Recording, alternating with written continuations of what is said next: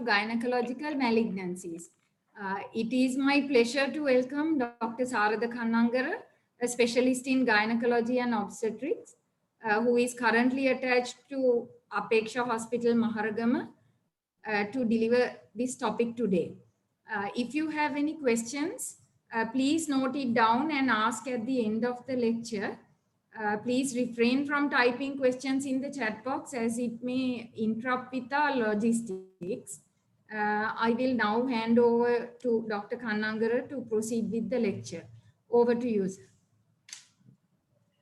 Thank you very much, Randi. And thank you very much. First of all, I would thank the College of General Practitioners for inviting me for this lecture. So I have initially, actually, the lecture has been given the topic that the recent advances in gynecological oncology. And so there are, of course, I got 2 lectures, so I can, because I think this is a bit of a wider forum of the general practitioners, I, rather than going into more specialized details, which I thought of giving a broader area of what is gynecological oncology and why we should, what is the difference between what is the difference. Then now you all know the general gynecologists, what they do, and why this is a subspecialty, and how, and of course what we are dealing with, and where to direct the patients correctly, and how these patients been managed.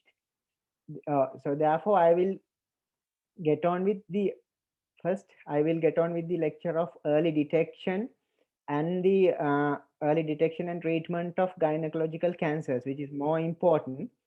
And then of course, if the and then I will talk about the advances as well, and in the meantime I will try to discuss the advances. And so I'll give within my 2 lectures will be this whole lecture will be around 30 minutes. So after 15 minutes I'll stop, and at that point you can ask the questions. And because of sometimes, at the end there may be a little bit of, you might forget the question you wanted, and then of course I'll go the rest of the lecture. Okay then. So share screen, how can I?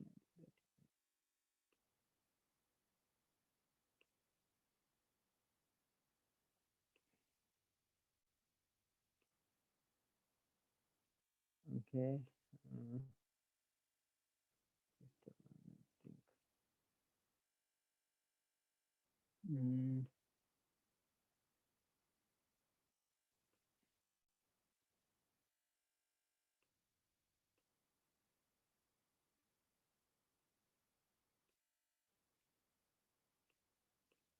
Okay, so I'll go through this lecture. Can you all hear, see my presentation?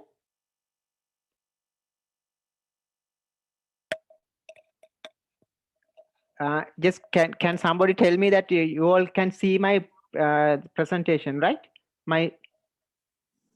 Yes, we can see. Yeah. Okay, right. Thank you. Because I'm not very familiar with this sharing screen stuff. I can give the talks, but sharing screen and things a little bit.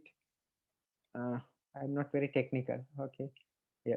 So gynecological cancers and early detection. So as this thing you can see the female genital tract in the first thing. So the gynecological cancers basically we are dealing with 4 cancers. First thing, which is most important, is the cervical cancer, then the uterine cancers, the ovarian cancers, and the vulval cancers. So that is the area we gynecological oncologists deal with, and that is a subspecialty. So I'll come. So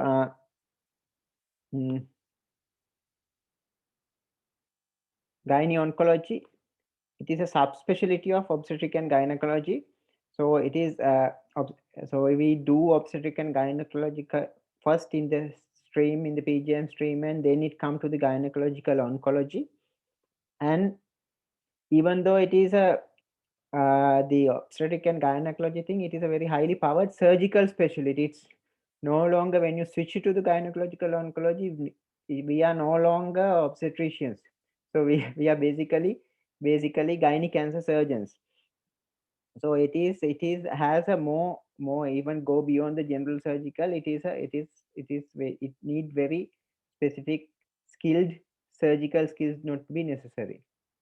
So that is the thing. So it is a pelvic surgery, valval surgery, colorectal, hepatobiliary, and upper GI surgery. So these all included in our surgical thing. So that's why which is pretty much important that if you do a ovarian cancer or a valval cancer or anything, has to be dealt with a gynae oncologist. And at the moment we have only 4 in our country, actually 5 with our the mentor, the Dr. Kanishka Karunaratne. So there's a vast difference between general gynecology and gynae oncology. So that I'm telling this because of that, when it come to management of the patients, that the difference and the outcomes are very large and vast. Okay, so I have, because I worked in Apeksha Hospital Maharagama, and I had a unit. I'm covering up the goal teaching hospital Mahamodara, which I have started the satellite service. And this is the about the surgery list. So you can see there are a lot of bowel repairs this being done by us. Okay, so this we deal with cervical cancer. Give you a talk about cervical cancer, the endometrial cancer. So I'm giving not going very deep into each in, and how to detect and how to get on with the, and where to refer the patients, how you give the best to the patients with the these cancers, that which I'm going to elaborate in this lecture, right? And vaginal cancers are rare, of course. And the other thing we need to mention about that, we don't deal with the breast cancers, even though we gynae oncology said it. When you see the gynecological oncology, sometimes we do get the referrals about breast lumps and breast cancer. So, and the in Sri Lanka follows the UK system. So the gynecological oncologist doesn't deal with the breast cancers in Sri Lanka. But of course, if you go to Germany or Australia, or even those countries, actually the breast cancers are dealt with the gynae oncology. But here we don't. So basically the breast cancers will be dealt by surgeons. Okay. So, and the cancer of the cervix. So it is, the one thing is about the cancer of cervical cancers. The main advantage we have is we can detect very early, because we all know we have very good screening method called pap smear. So the pap smears are done in the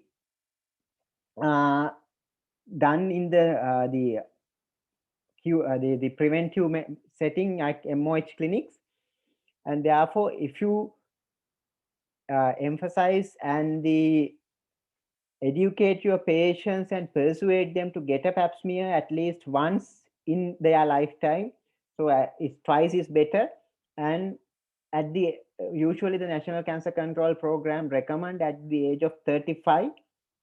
However, even because I think all of you are general practitioners, the family physicians, you know the families of the patients and how, and therefore you know each and every patient, because of these are general guidelines. But actually the idea of being a family physician is you get involved with the family, and you know each member of the family and how they behave, how their motives are, how can get motivated, that kind of a thing. Because and we should be and get done the one of the screening test, which is more important, is a pap smear.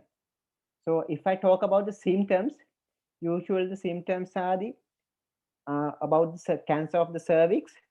Present with most common symptom is postcoital bleeding. So if there are postcoital bleeding, always suspect a cervical cancer, and the intermenstrual bleeding. So those are the two main things. And because the cervical cancers are common in young childbearing age girls, therefore it is a cancer, it is a disease which caused by the virus. We all know the human papilloma virus, which is acquired by the it is transmitted sexually. Therefore, it is common in the sexually active age group. And of course, even in postmenopause, it can present with postmenopausal bleeding and the smelly vaginal discharge. And in advanced cases, it can present as hematuria, uremia. But the most important thing is we have to detect the asymptomatic patients, asymptomatic precancerous lesions, by doing more encouraging patients to do the pap smears.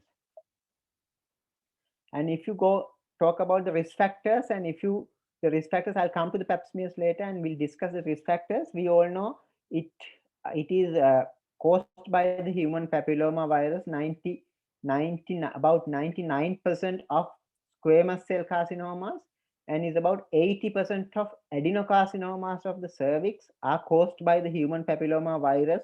And there are strains of 16 and 18 and 16, 18, and there are 31, 32, and 45. So majority is 16 and 18. So therefore, risk factors. So we know how it has to be get into the virus, has to be get into the cervix. It has to be by the sexual intercourse. So the multiple sexual partners and early koitake, and of course the multiparity. When the multiparity causes the cervix is more stretchable and is more easy to access to the virus. And I haven't mentioned here the using of oral contraceptive pills has given more ectropion kind of a opening of the cervical os. That is also more giving more access to the virus and things. And of course there are sexual partners, and we all know the Middle East domestic workers is the more major one of the other major risk factors for being cervical cancer. There's been abuse there, so we see a lot of Middle East domestic workers come carrying the virus, and most of them sadly come with the cervical cancers. And smoking, of course, is a risk factor. It is because of it is not an initiator, but it is a propagator of the cancer. Smoking and other things like heavy alcohol consumption, recreational drugs, those things has a high risk of, because of one thing is it suppress immunity. And of course you all know that people who are taking recreational drugs and the alcoholism and all this lifestyle associate with increased sexual, that the more promiscuous sexual behavior. So they all risk factors contributed. So if somebody from that social background, you have to always suspect you can give them the option of doing a pap smears. So I'll come to the pap smears. Pap smears, the National Cancer Control Program advised from 35 years. Why is that? Because when the human papilloma virus get into the cervix, the body, it usually causes to about 10 years to develop the cervical cancer. So remind me, we have a gap of 10 years to detect the precancerous lesion, and it has usually take 10 years. So they have assumed the normal age of marriage and koitake in Sri Lankan setup. The woman is about 25 years, so they have given a time set about 35 years of the first pap smear. However, we all know the people are different. Some people have started koitake even at their teenagers, and we have seen patients with cervical cancer at the age of 35, about 25. So that's why we have to assess the patients. And of course, if a one who asks what is the best time for if one of your patient come and ask what is the best time for have a cervical cancer, the best advice you could give to the patient is after 5 years of koitake. When you have started your first sexual intercourse, and after 5 years of first sexual intercourse, it is better to have a pap smear done. Even though it is even in this MOH clinics, the pap smears being done at 35 years of age as active screening. If a woman walked into a MOH clinic and request a pap smear, they will not refuse. They said, no, you are not 35. You come back when you are 35. No, they can't do that. They will not do that. And even if you're 25 years, you walk into the MOH clinic and request a pap smear, they are bound to do that. So that is the current the setup. So the pap smears, you can always advise your patients to have a pap smear, and you can do the pap smears by yourself and getting lives. Even you are thing, and even there are private sector also, there are pap smear facilities available. So it's better because of currently the pap smear coverage in Sri Lanka is about 51%. So we need at least about 80 to 85% of the coverage. And of course, I think we can achieve 100% coverage because of since the as a country, we can, if we can achieve the 99% early pregnancy booking rates, we can achieve 99% of immunization rates. So we can achieve the 100% pap, 99% pap smear rate, but still it is 52. You all have a big role in telling women who is sexually active and been there having children. So always advise to get a pap smear. It's an easy test. And even if I think the best thing is having a general practitioner setup, what you need is now there are pre-setup already commercially available setups. It's about for about 1,800 rupees, and the with the fixation and the stuff. And of course, you can do a pap smear for about, including your charges, for about 3,000 or 2,500 rupees. Get done a cytopathologist, histopathologist to report it. So that is the best thing. One thing you could advise, and it gives a very good response rate, and we are doing a really good job for the community. So I mentioned it's here 3 years, but I have later changed it to 5 years. And so the liquid-based cytology is now available. There are different techniques, and there are alcohol. Usually now we don't do the air fixing. We do only 95% alcohol, ethynyl alcohol fixing of the slides. And of course, you don't need now these alcohol jars to carry. There are sprays, alcohol spray fixation are there, so you can use easily at outpatient setup. You can fix the slides. Repeat 5 years if normal. That is usual recommendation. So we can achieve that.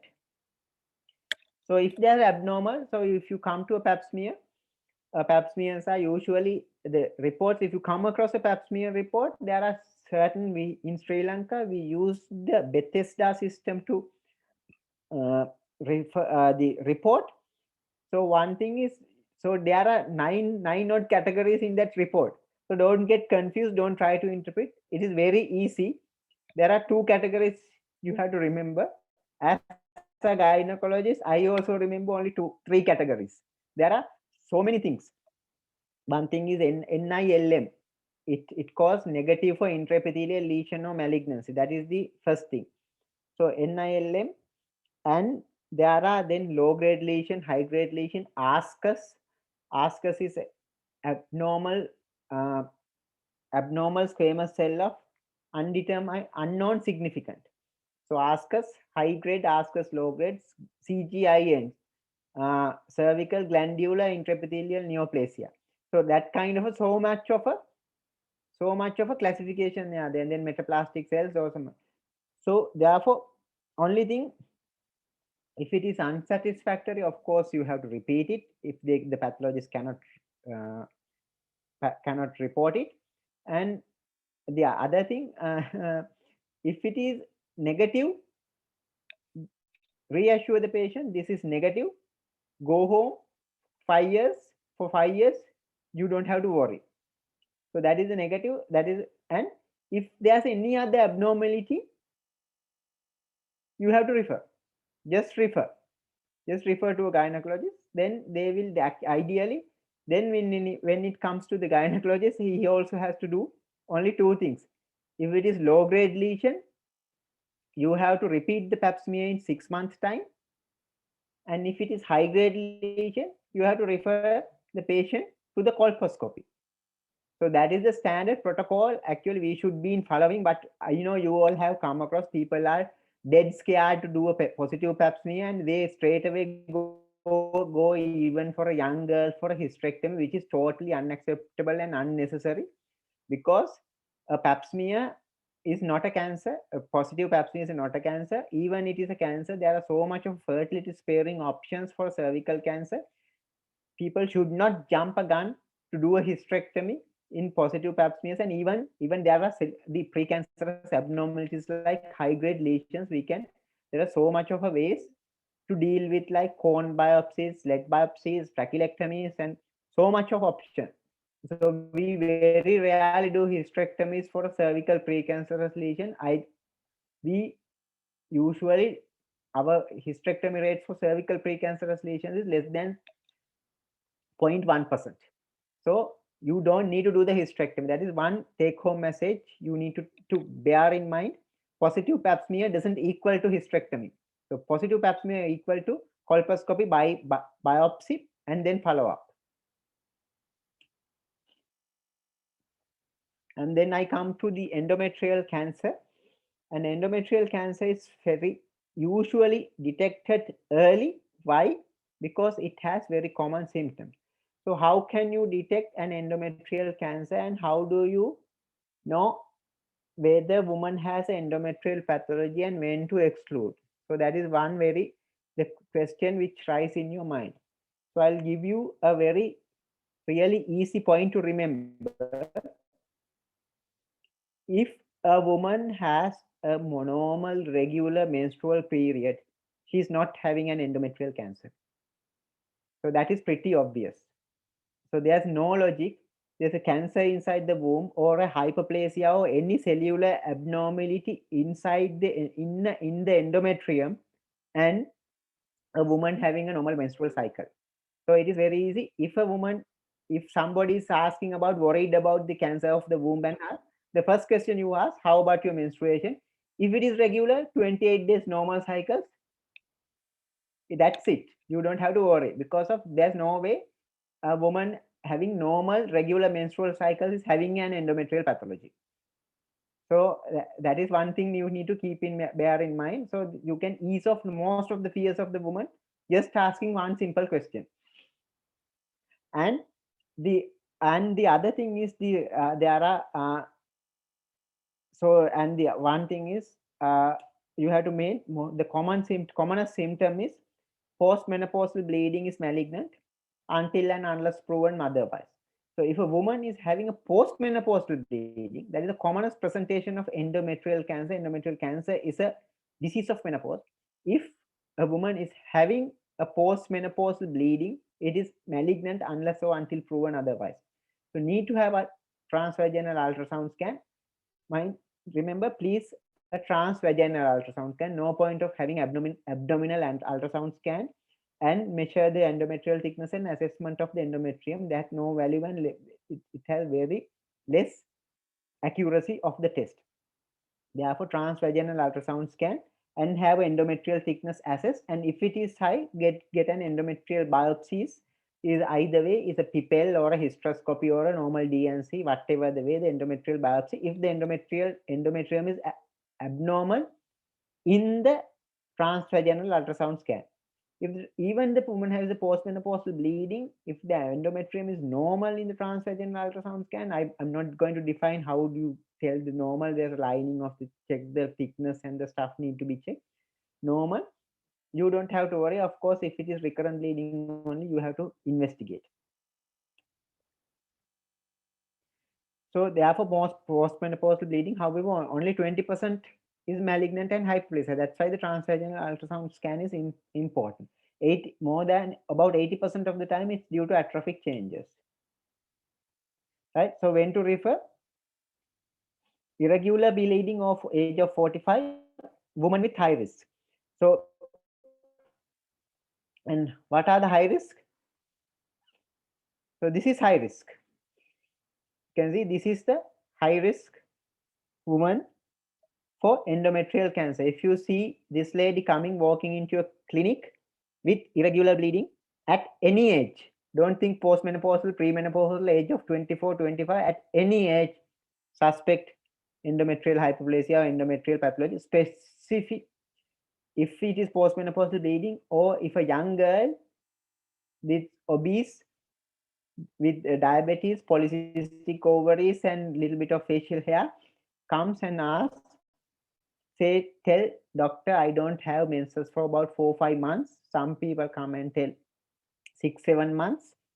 So suspect endometrial cancer. I usually do at least 1 or 2 hysterectomies under age of 30 for endometrial cancer. So no, it is no longer, as my old medical school professor said, no longer a disease in menopause because of this food which you can see this woman is eating.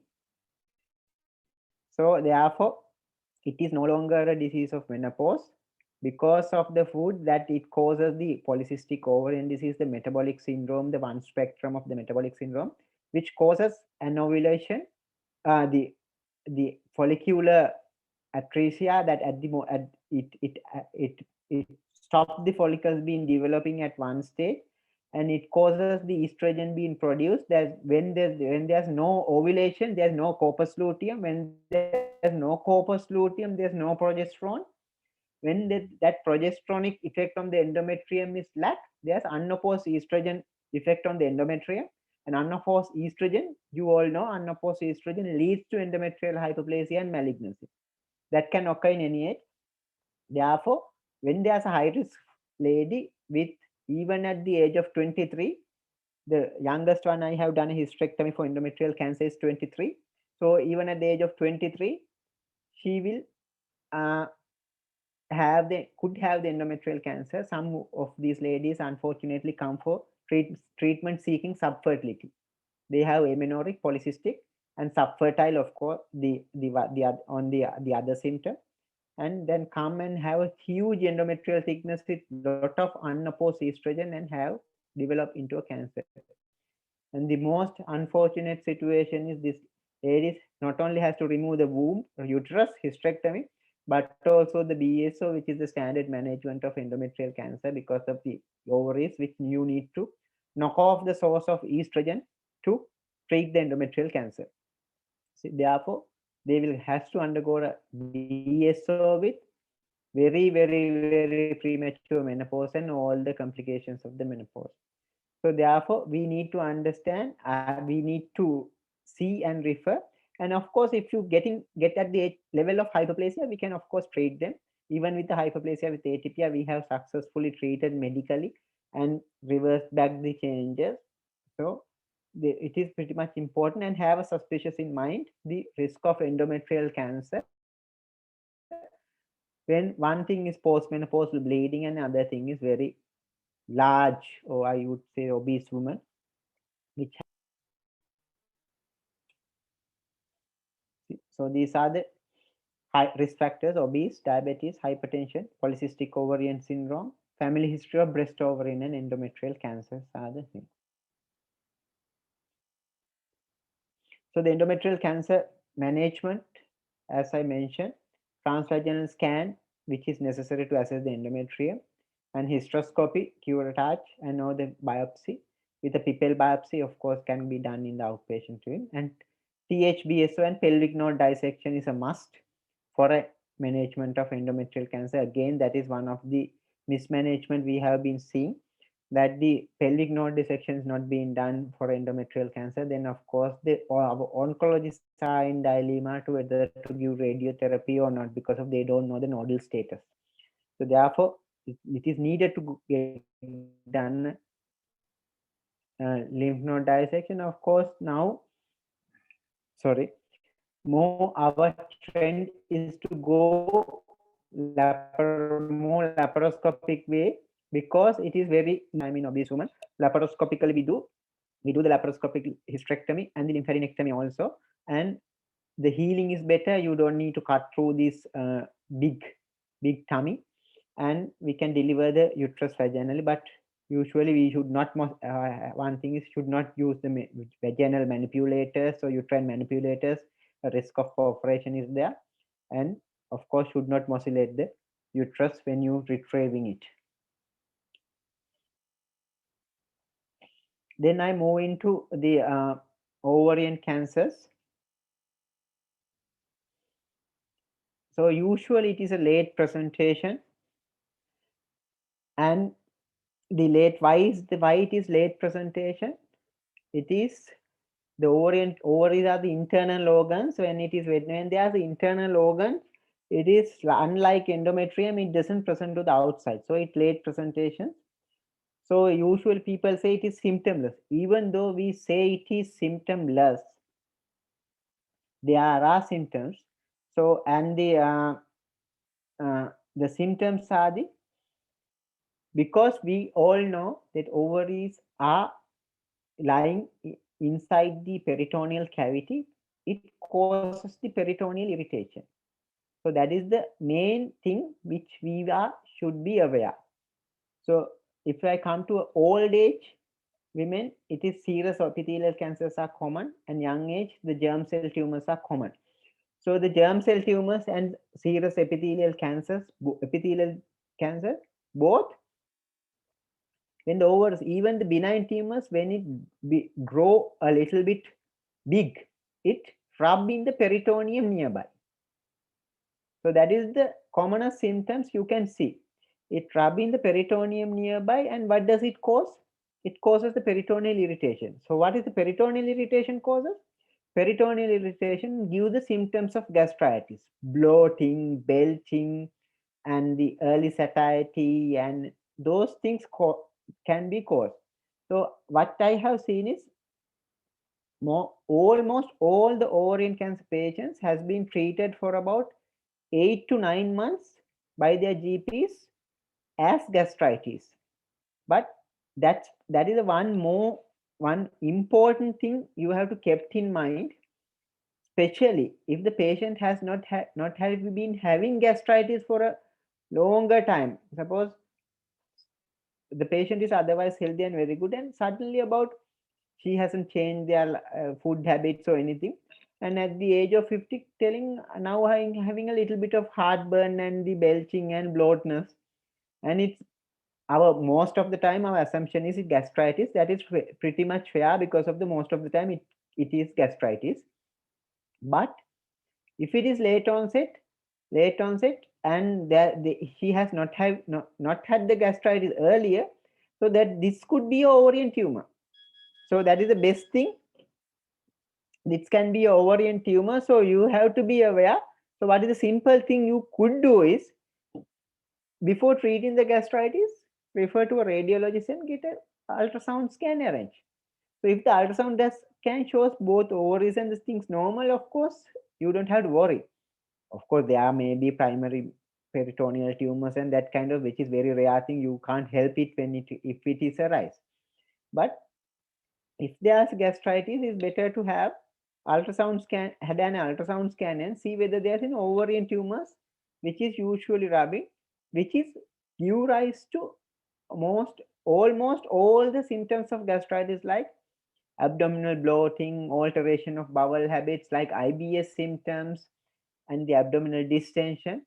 Those are the symptoms that ovarian cyst may not have been even malignant. If it is malignant, it is more. That's why the ovarian cyst, that all the things give rise to CA125. We all know the tumor marker of CA125, that is increase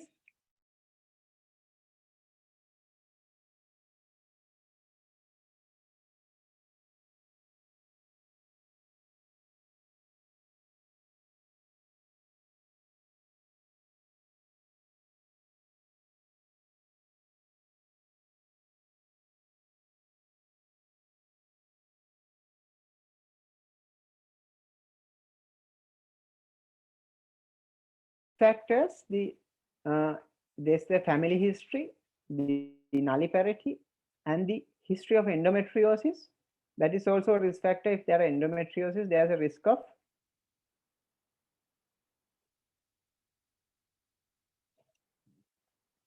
risk of increased ovarian cancer risk when there's endometriosis. So if there's any suspicion, you see, you have to order the transvaginal ultrasound scan and tumor markers. So those things, then tumor markers, if there's a transvaginal scan shows there's a tumor. So, and the other thing is we need to be aware of requesting a tumor markers. So suppose a woman comes to you with a ultrasound scan with ovarian cyst. And the best thing is, and usually ovarian cyst with more than 5 centimeter. If it is less than 5 centimeter simple cyst, usually you don't have to worry, you can follow it up.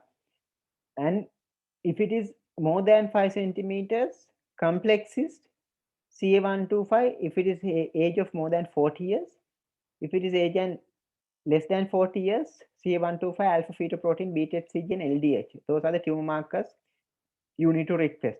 The tumor markers now, of course, the cancer centers in the hospital are available in the government hospital, but most of the time it is not available. But the thing is, which is very costly, the CA125 usually cost around 6,000 rupees, and full set will be cost around 15,000 rupees. So that is what one thing you need to be aware when requesting the tumor marker. So the management of ovarian cancers, it's diagnosed by laparoscopy or laparotomy. At the same time, we do a CT scan and so we do the debulking surgery. Debulking surgery in the sense we do, earlier we used to THBSO and omentectomy, but now the current evidence suggests we go for zero debulking, which is called the nil macroscopic residual. You have to take away all the visible tumor inside the peritoneal cavity. That is the idea of doing an ovarian cancer. So that is the difference between that has been done by a general gynecologist or a surgeon than by a trained gyne-oncologist, which is a combination of two. Because suppose the thing is there's a principle of ovarian cancer surgery is quite different from general surgery. And of course, the other principle is it is not beyond the purview of the general gynecologist to do. Even some people claim to do, but it is not the thing because of the peritoneal. We need to see the ovarian cancer is a peritoneal disease.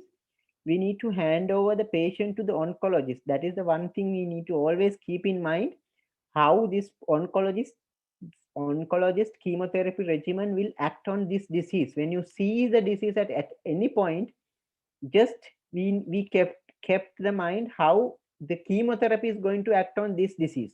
So that is why our patients are doing far more better than being done elsewhere. Because of even last Thursday I had a surgery in Galle, Mahamodara. So we had it's around 4.5 hours surgery. We had to do all the hysterectomy, peritoneal stripping, and the diaphragmatic stripping. There's a most of common thing is costodiaphragmatic recess under the diaphragm, in between the liver and diaphragm. There are a lot of deposits usually tend to occur because that is where the peritoneal fluid flow is there. And then we have to take off all the diaphragmatic the stripping, and then of course there was a small hole at the end because of we have taken off all the disease, and we have to repair the diaphragm as well. The patient is doing fine. So I know that this kind of patients will do, the 5-year survival rates will be around 80%, whereas this is stage 4 disease. If it is infiltrate the diaphragm, it will come to stage 4 disease, the last stage. But still, if you do a proper surgery, the 5-year survival rate, there are German studies, the 5-year survival rates is about 70 to 80%. However, if it is even in UK studies, if it is stage 3C, there are centers which is even in UK at the moment they are doing still THBS or omentectomy because of that logistics and the skills matter. And THBS or omentectomy, if you do THBS or omentectomy and the chemotherapy, the 5-year survival rate around 30 to 40%, 30 to 34, 35%. Sometimes we had to do that. Of course, we can't help that if you can't do the surgery, but there are selection and the logistics and the things, how the patient is going to be chemotherapy. There are so much of chemotherapy regimens. Usually we give the carboplatin paclitaxel, not the 6 cycles, but there are weekly Taxol regimen and the bevacizumab, the targeted therapy regimens that which is causes when there's a small disease. There are so much of regimens to keep the patients this quality of life intact. So we have to make sure that the quality of life of the patients tailored again the management of the surgery. Of course, then is the vulval cancers. Vulval cancers are usually present with vulval lumps, and usually that is a disease of old age. Uh, uh, it comes around age of 65, 70s, and it usually present with vulval itching and soreness. So, and with their continuous vulval itching and soreness, which is not usually, you give some hygienic wash and the Piriton, and then, but if it is, and sometimes Candid, if it is not settling up, it's continuously coming, it's better to have a look. And better to have a look. It's usually maybe a vulval dermatosis like lichen sclerosis and vulval intraepithelial neoplasia. Both are precancerous lesions. And the one other thing, it comes to VP lesions in the vulva, the Paget disease of the vulva, that is common in younger women. So always these are the vulval things there. So there, the vulval specialty is a different thing. So even in among the gynae oncologists, there are people who are interested in vulval disease. And the vulval disease, of course, managing is a bit of a difficult, because of we need to have a proper surgery and the assessment. And this is little bit of advertising about Galle, because of we have the earlier the people used to refer all the cancer patients to Maharagama. Now, of course, we have a dedicated unit at Galle, which is the established, and it has been functioning fully fledged for 5 years now. So if those who are from down south, don't send patients to Maharagama, you can send them to the Mahamodara Galle. I think I have covered almost that which is important for the in general for the detection. And so this is what we have done. This is one of the vulval surgeries which we have done with the flap repair, flap reconstructions. And these are the pictures. You can see there one of the para-aortic lymph node dissections here. This is the pelvic peritonectomy in the ovarian cancer, which is, you can see 2 peritoneum. This is the type of cancer. And of course, we have do some sort of a benign gynecology for severe endometriosis. Severe endometriosis is more difficult surgeries than actually the cancer surgeries. So usually we get the referrals from the general gynecologist for about severe endometriosis. And of course, we has to do the gynae oncologist. There are failed hysterectomies. There are so much of additions, difficult 3 or 4 laparotomies, and they couldn't do the hysterectomy open and close times. So we had to do 4 or 5 laparotomies. That thing also we deal with. Okay, thank you very much. That is the end of lecture. I think that time also has been passed. So now you can, I think, I will not go into very advanced things. So I'll stop here, and it is, if the questions comes, I can elaborate. Thank you very much. So any questions?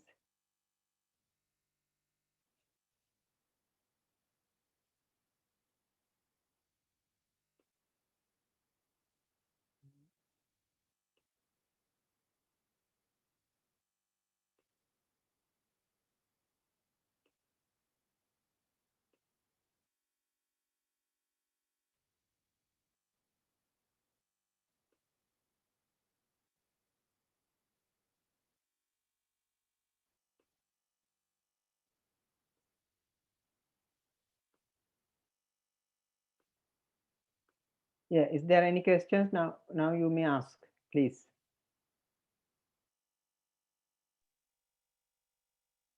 Hello. Hello. Yeah. So if in endometrial CA, the basic test is the transvaginal scan. Yeah. How to prepare unmarried or young girls? Yeah, of course, that is, of course, you can't help at that point. So we have to go with the abdominal scan with a full bladder. So that is also pretty much difficult. So that is one of the major challenge we face with the young girls with menstruation. So of course, when there are patients, we tend not to do unless it is a very suspicious of a cancer.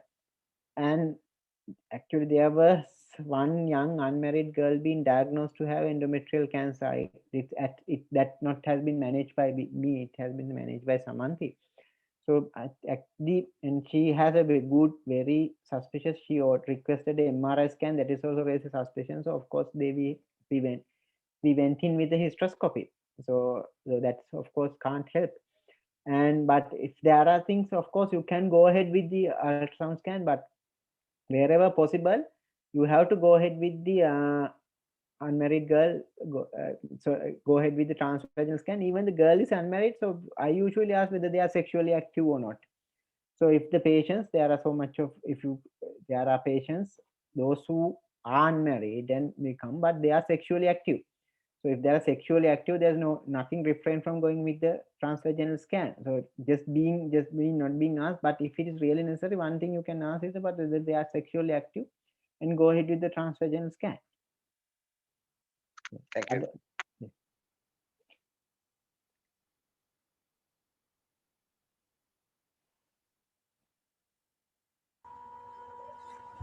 So thank you very much for the excellent presentation. May I know the upper age limit for the pap smear? Yeah, so usually the upper age smear, they say 65. After 65 years, if the be negative, you don't have to. So even you can stop at the age of 60. That is again, what is the how you acquire if the patients are sexually active. So of course you have to go ahead because when whatever the time they have a sexually active, they acquire the virus. So usually after at the age of 65, so and you can stop the screening. You don't have to.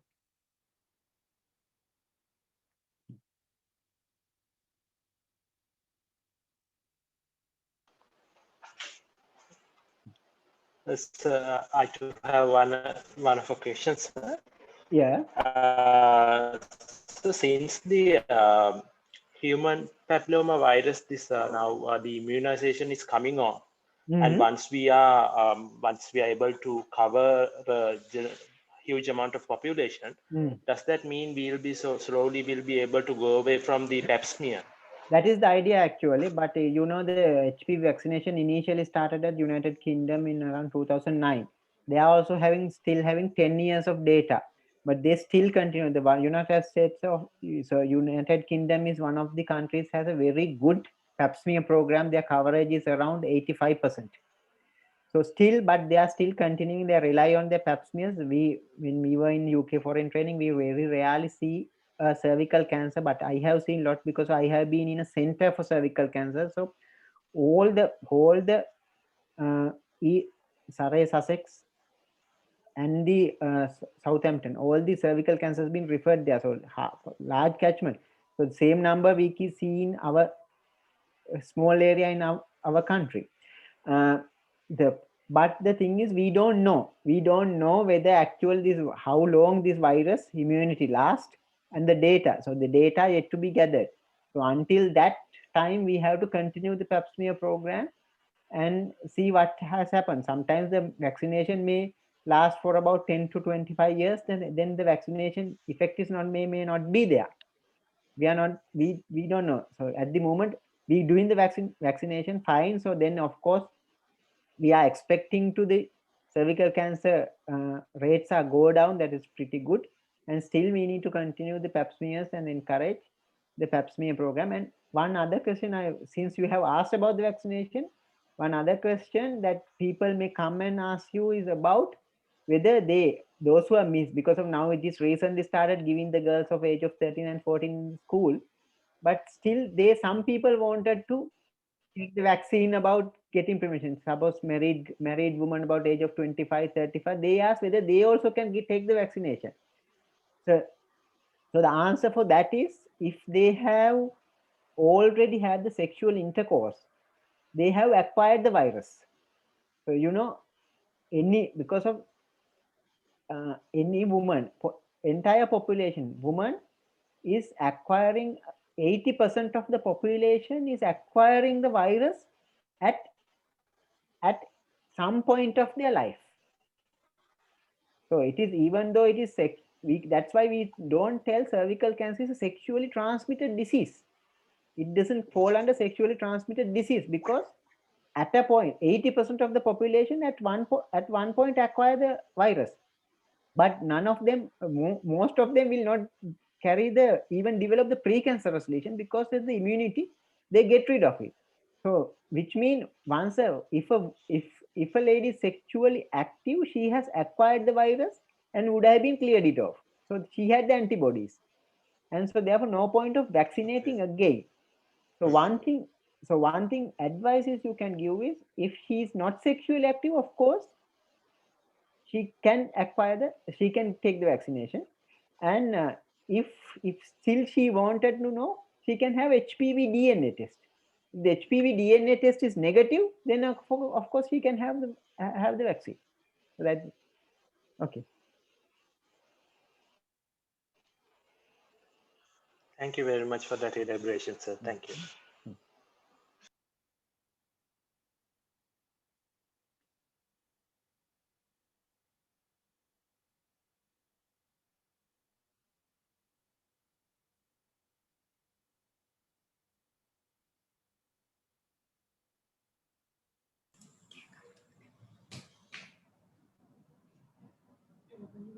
Is there any more questions?